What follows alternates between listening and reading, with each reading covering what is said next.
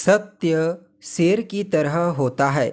इसे बचाने की ज़रूरत नहीं, इसे आप अपने आप खुला छोड़ दीजिए। इसके पास जो आएगा मिट जाएगा। मतलब सत्य की राह पर चलिए, आपका कोई कुछ बिगाड़ नहीं सकता।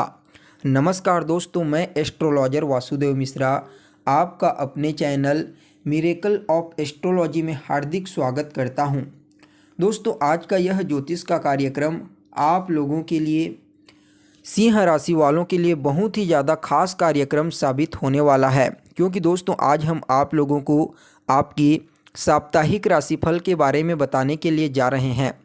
जी हाँ दोस्तों, आप लोगों के लिए 21 नवंबर से लेकर के 26 नवंबर के मध्य का जो समय है, नवग्रहों की स्थिति के आधार पर किस प्रकार से रहेगा, इन 7 दिनों में आपके जीवन में कौन कौन सी घटनाएं घटित हो सकती है, किन किन चीज़ों को लेकर के सावधान रहने की आवश्यकता है, और जो ग्रह आपको नकारात्मक रूप से प्रभावित करेंगे उनके लिए कौन सा उपाय करना चाहिए, हर एक जानकारी आज की इस ज्योतिष के कार्यक्रम में आपको पूरे विस्तार पूर्वक बताने के लिए जा रहे हैं।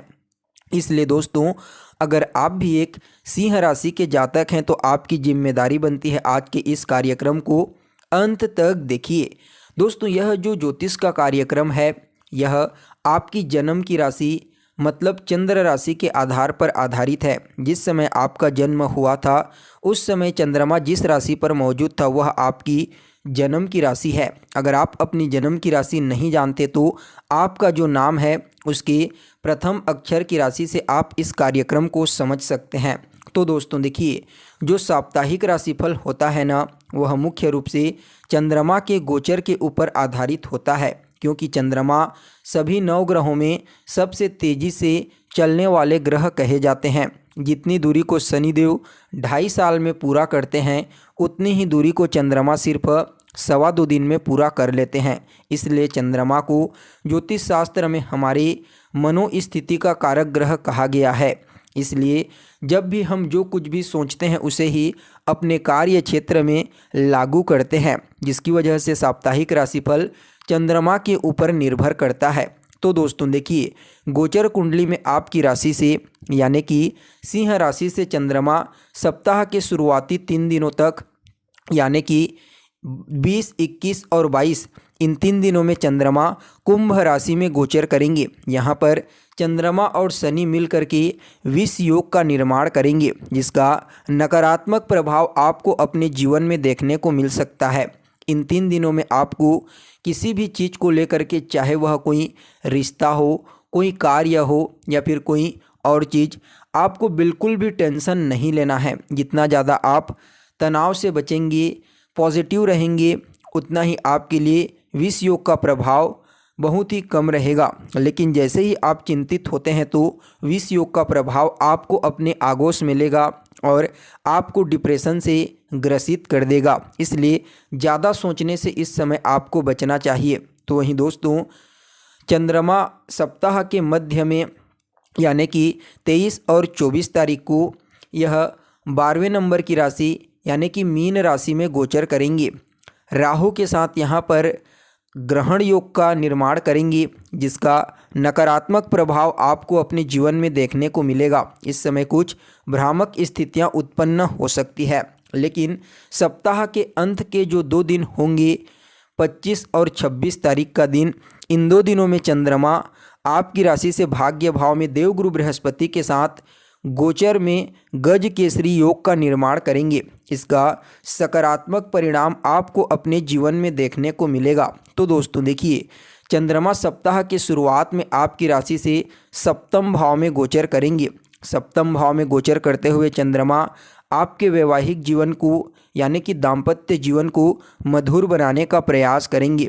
यहाँ पर बिजनेस व्यापार करने वाले जातकों को भी कोई विशेष सफलता मिलने की प्रबल संभावना नज़र आ रही है। अगर आप कोई पार्टनरशिप में काम धंधा करते हैं या फिर पार्टनरशिप में कोई बिजनेस शुरू करने के बारे में सोच रहे हैं तो उसके लिए यह सप्ताह आपके अनुकूल साबित होगा। आप जो भी कार्य करते हैं, इस सप्ताह आपके डेली इनकम में वृद्धि देखने को मिलेगी।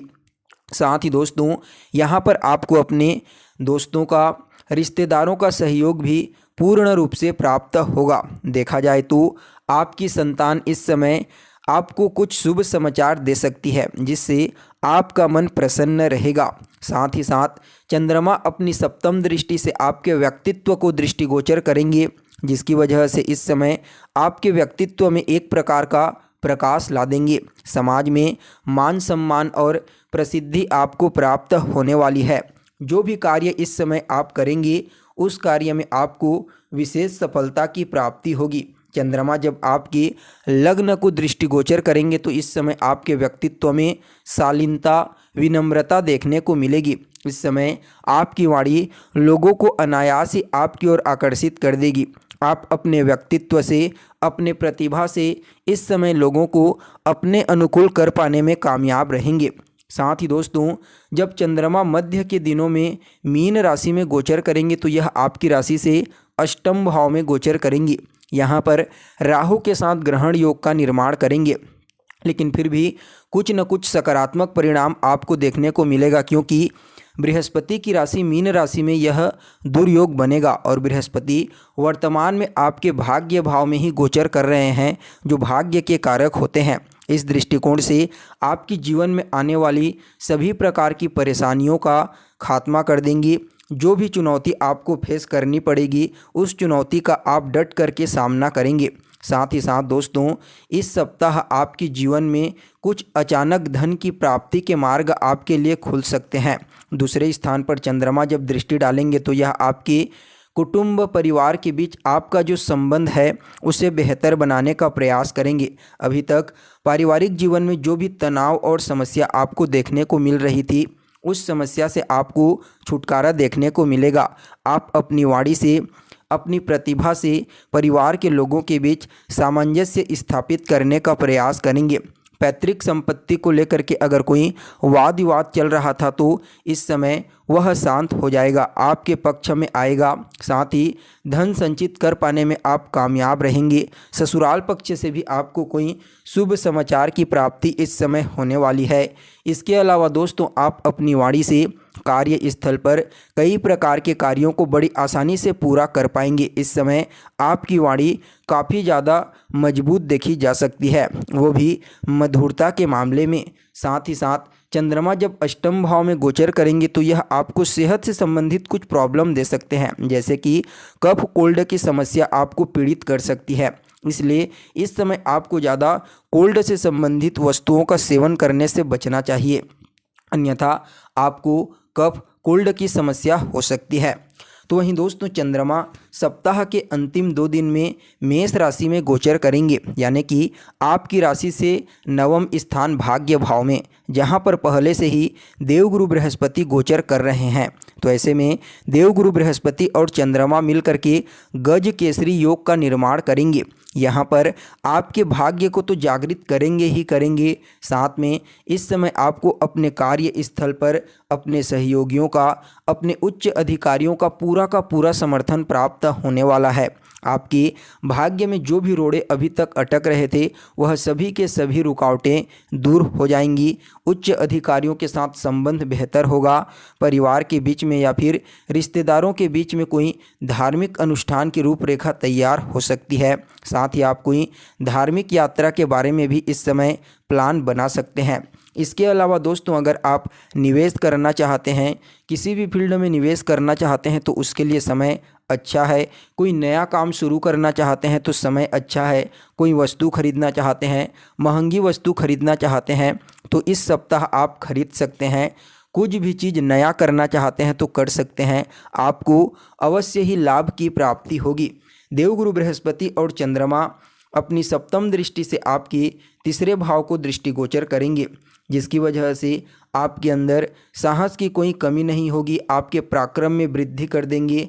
आप इस समय एफर्ट लगाएंगे, मेहनत करेंगे और उसका पॉजिटिव परिणाम आपको देखने को मिलेगा। छोटे भाई बहनों के साथ संबंधों में जो खटास उत्पन्न हो गई थी वह इस सप्ताह दूर हो जाएगी। आपके छोटे भाई बहनों को भी कार्यस्थल पर विशेष रूप से सफलता मिलने की प्रबल संभावना नज़र आ रही है। यानी कि ओवरऑल देखा जाए तो सिंह राशि वाले जातकों के लिए नवंबर महीने का यह अंतिम सप्ताह कई मामलों में पॉजिटिव रहने वाला है। फिर भी इस सप्ताह को और ज़्यादा बेहतर बनाने के लिए कुछ उपाय आपको करना चाहिए। तो क्या करना चाहिए आपको? सबसे पहले तो सूर्योदय से पहले सो करके उठ जाइए, सूर्य देव को जल दीजिए और ओम घृणी सूर्याय नमः इसका 108 बार जाप कीजिए। आपके लिए यह सप्ताह आपके अनुकूल साबित होगा। तो दोस्तों, हमें उम्मीद है जानकारी आपको पसंद आई होगी। फिर मिलेंगे एक नए और ताज़ा एपिसोड में, तब तक के लिए नमस्कार।